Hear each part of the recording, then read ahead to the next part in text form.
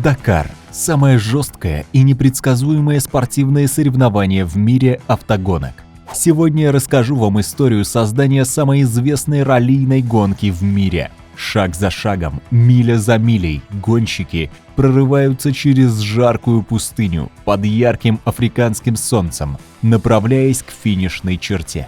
Команда КамАЗ-Мастер – одна из самых прославленных на этой гонке. Мое видео расскажет вам, в чем состоит успех побед русской машины. Соревнования в ралли-Дакар – это не только борьба с природной гранью, но и с самим собой. Это вызов, который возносит флаг и заставляет сердца болельщиков биться быстрее. Все, кто не боится скорости. Поехали! История создания ралли-Дакар началась в 1979 году, когда французский мотогонщик Тьерри Сабин организовал первую гонку под названием «Париж-Дакар». Сам Тьерри Сабин, который уже был раллийным пилотом, в 1977 году заблудился в пустыне Тенере во время гонки Абиджан-Ницца.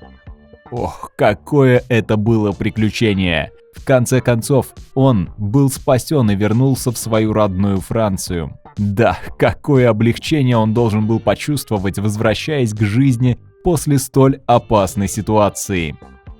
Но все еще очарованный пейзажем пустыни в качестве места проведения ралли, он пообещал себе, что поделится своим восхищением с как можно большим количеством людей. Какой вдохновляющий жест! Он разработал новый маршрут для ралли, которое должно было начаться в Париже, продолжиться через Алжир, затем пройти по территории Нигера и оттуда финишировать в Дакаре. Ох, какой же мужественности и смелости требовалось от участников, чтобы пройти через такое путешествие. Знаменитым девизом ралли-Дакар было «Вызов для тех, кто едет, мечта для тех, кто остается позади». Какие красивые слова, полные стремления и жажды приключений. С первых же гонок ралли-Дакар стало одним из самых сложных и опасных спортивных соревнований в мире. Участники сталкивались с экстремальными условиями, способными испытать силу и выносливость каждого гонщика. Они все рисковали, чтобы превзойти себя и победить в этом непростом испытании. Мои нервы на пределе только при мысли об этом. Ох, сколько героев и борцов с судьбой здесь встретятся. Но не стоит забывать, что ралли-Дакар было столь же опасно, сколь интересно. Известно, что с 1979 года в этой гонке машин и мотоциклов погибло 76 человек. Ужасно представить все те страдания и смертельные риски, которые гонщики переживали на протяжении этих лет. История создания ралли доказывает, что смелость, выносливость и настойчивость могут привести к созданию легендарного соревнования, которое продолжает вдохновлять и впечатлять людей уже более 40 лет. А теперь я расскажу вам подробно об этапах становления этого невероятного соревнования. Первый знаменитый автопробег стартовал 26 декабря 1978 года на площади Трокадеро в Париже. Какой великолепный день был для всех любителей автоспорта! Огромное количество гонщиков собралось в этом месте, окруженном красивой архитектурой, чтобы отправиться в захватывающее путешествие. Первый ралли-Дакар собрал 182 участника. Это были как профессиональные гонщики, так и любители экстремальных приключений. Они были готовы преодолеть тысячи километров, пересечь песчаные дюны, горные перевалы и скалистые участки, чтобы ощутить настоящую сладость победы. Ах, каким героизмом они обладали, выступая перед такими трудностями. Пройти более 10 тысяч километров – это была не только соревновательная задача. Гонщикам предстояло исследование этих далеких и неизведанных территорий. Все участники осознавали, что их ждет настоящее приключение, полное опасностей и испытаний. Первый ралли-Дакар был успешно организован и привлек множество автогонщиков и энтузиастов со всего мира. На старт первого этапа прибыло 80 экипажей на автомобилях, 90 мотоциклистов и 12 экипажей на грузовиках. Из 182 команд, стартовавших в ралли, 74 смогли финишировать, добравшись до столицы Сенегала. Сирил Неве на мотоцикле Yamaha 500 XT стал первым победителем величайшего ралли в мире. Популярность ралли не заставила себя долго ждать. В 1980 году в нем участвовало 216 автомобилей, а в 1981 году 291. Очарованные идеей о том, что обычные люди превращаются в искателей приключений, бросающих вызов обстоятельствам с ограниченными ресурсами в гонке по безлюдной пустыне африканского континента, любители хлынули сюда, чтобы принять участие в ралли. На автомобилях и мотоциклах, собранных в гараже, они соревновались с профессионалами. В гонке 1982 года приняли участие 382 гонщика, что вдвое больше, чем на первоначальном Дакаре 1979 года. Команда Range Rover с двигателем V8 завоевали 2 из 3 первых трофеев Дакара. В 1987 году не смогли финишировать даже четверть участников, а в 1986 году только каждый пятый. Как однажды сказал директор ралли-марафона, если бы все финишировали, это бы уже не был Дакар. Представьте себе, вы находитесь среди бескрайних песчаных дюн, на грани экстремальных природных условий. Ваша машина бросает вызов горным перевалам, рекам, лесам и болотам.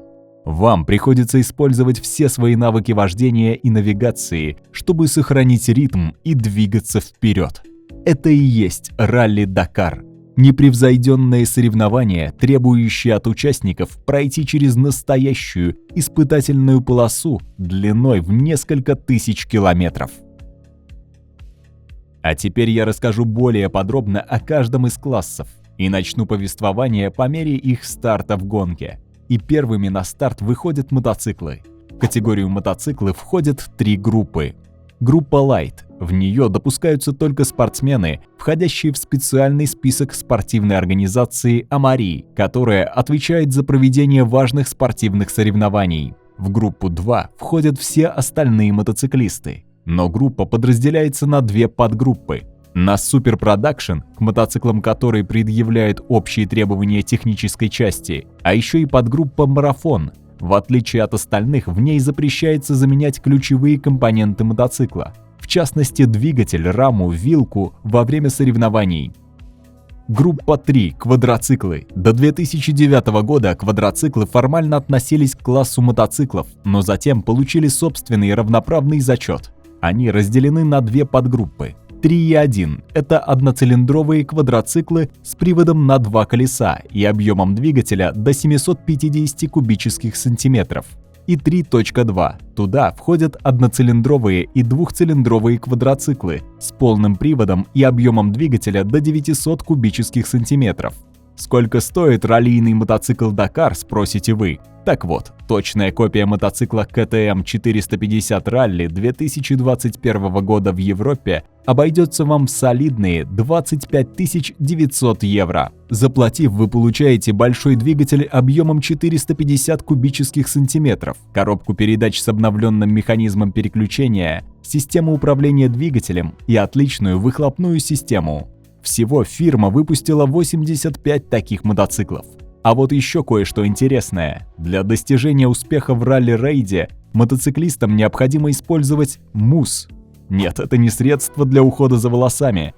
Это специальная вставка из пенопласта, которая заменяет внутреннюю камеру в шине. Она обладает устойчивостью к проколам и способна выдерживать большие нагрузки на любых типах дорожного покрытия. Позднее просыпаются и выходят на трассу представители класса автомобилей. В классе автомобилей разрешается участие транспортных средств, вес которых не превышает 3500 килограммов. Эти транспортные средства подразделяются на несколько категорий. Т1 – это модифицированные и улучшенные внедорожники. Т2 – тут соревнуются серийные модели полноприводных авто. Есть еще категория Open. Она включает прочие автомобильные транспортные средства с массой до 3500 килограммов. Для участников в классах Т1 и Т2 теперь ограничена скорость 180 км в час. Изначально в ралли побеждали автомобили европейских марок, таких как Renault, Land Rover, Range Rover, Mercedes-Benz, Volkswagen, а также японские Toyota Land Cruiser. Самыми успешными моделями в истории ралли являются Mitsubishi Pajero и Mitsubishi Montero, которые выигрывали 7 лет подряд с 2001 по 2007 годы. Другие производители также представляли на ралли свои модифицированные серийные модели, например, Citroën. У Peugeot были две известные модели 405 T16 и 205 T16. Также принимал участие и Porsche. В настоящее время лидером считается Mini Alfa Racing. Среди ныне соревнующихся моделей также были Mercedes-Benz M-класса, BMW X5 и BMW X3, Hammer H1 и Hammer H3, но они не занимали пока лидирующих позиций.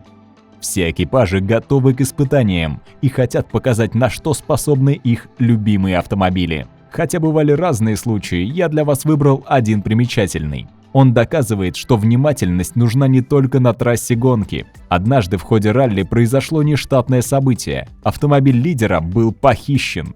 В 1988 году Ари Ватанен возглавлял гонку Дакар на Peugeot 405 T16. Машина пропала, когда команда остановилась на ночлег в малийской гостинице. В это время к руководителю команды Peugeot Talbot Sport в гостинице подошел человек и потребовал через 15 минут привезти 250 тысяч франков на такси.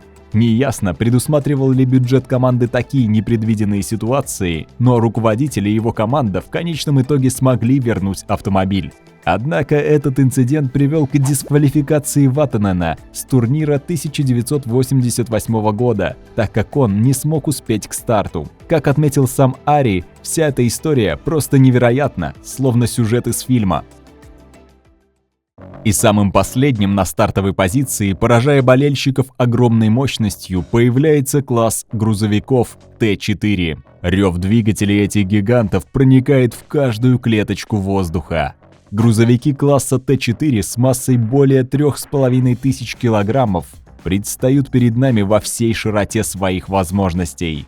Эти грозные транспортные средства включают в себя несколько подкатегорий. Т4.1 объединяет серийные заводские модели, которые способны преодолеть любые трудности на своем пути. Т4.2 включает модифицированные и усовершенствованные траки. Эти машины – настоящие технические шедевры, созданные гениальными инженерами, которые стремились выжать из этих грузовиков максимум возможностей и достичь непревзойденной скорости и проходимости. И, наконец, Т4.3 – быстрые технички. Их главная задача не победить, а помогать быстрым экипажам с запчастями и ремонтом. С их помощью команды могут быстро восстановить поврежденные транспортные средства и продолжить гонку. Вдобавок к этому есть и класс Т5, но грузовики этого класса не принимают участие в гонке. Они выступают в роли автомобилей технической поддержки для соревнующихся команд. Они готовы поддержать своих героев и помочь им преодолеть любые трудности. Несомненно, грузовики класса Т4 вызывают восхищение и волнение. Их грохот и мощь поражают воображение, а умение гонщиков управлять этими громадинами просто нечто фантастическое. Грузовик должен иметь серийное шасси и обычный кузов. Несмотря на определенные модификации, двигатель также является серийным. Для автомобилей категории Т3, Т4 и Т5, к которым относятся легкие прототипы, внедорожники и грузовики, ограничение скорости составляет до 130 км в час. И вот почему. Это история, которую стоит посмотреть при наличии крепких нервов.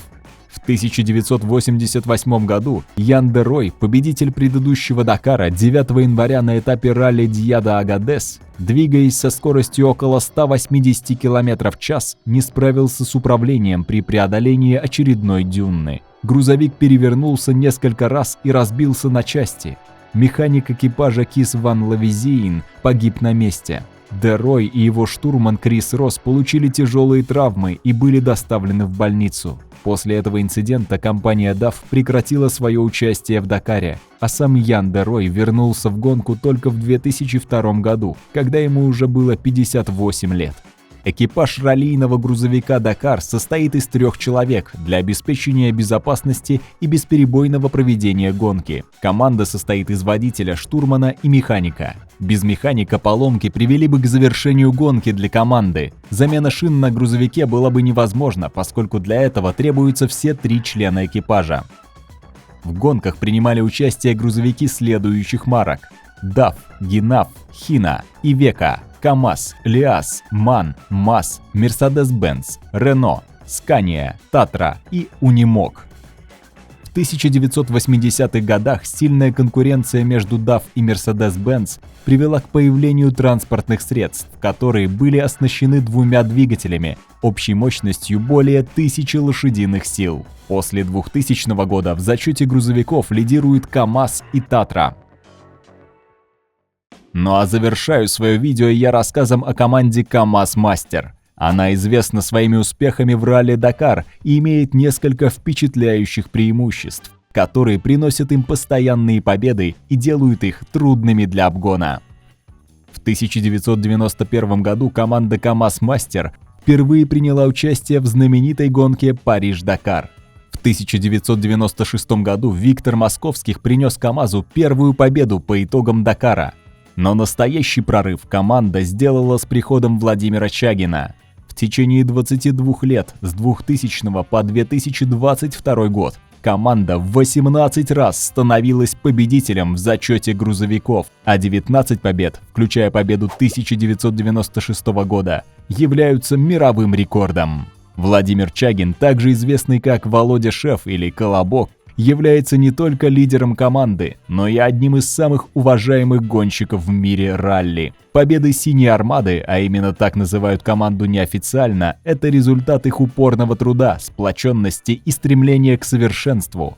Команда имеет устоявшийся план подготовки и выполнения гонки, что дает им конкурентное преимущество. Также команда КамАЗ Мастер постоянно инвестирует в исследования и разработки. Их грузовики имеют мощные двигатели и подвеску, а также оптимизированную конструкцию. Хочется еще отметить, что в команде КамАЗ Мастер работает команда высококлассных гонщиков и экипажей, которые тщательно обучаются и готовятся к каждой гонке. А еще команда КамАЗ Мастер славится сильным командным духом и сотрудничеством. У них хорошо налажена коммуникация между экипажами, что позволяет им эффективно работать вместе и преодолевать препятствия. Комбинация этих факторов делает команду КамАЗ Мастер такой успешной и сложной для обгона другими командами в ралли-Дакар. Они продолжают устанавливать стандарты в этой гонке и представляют себя как одну из сильнейших команд в мире автоспорта.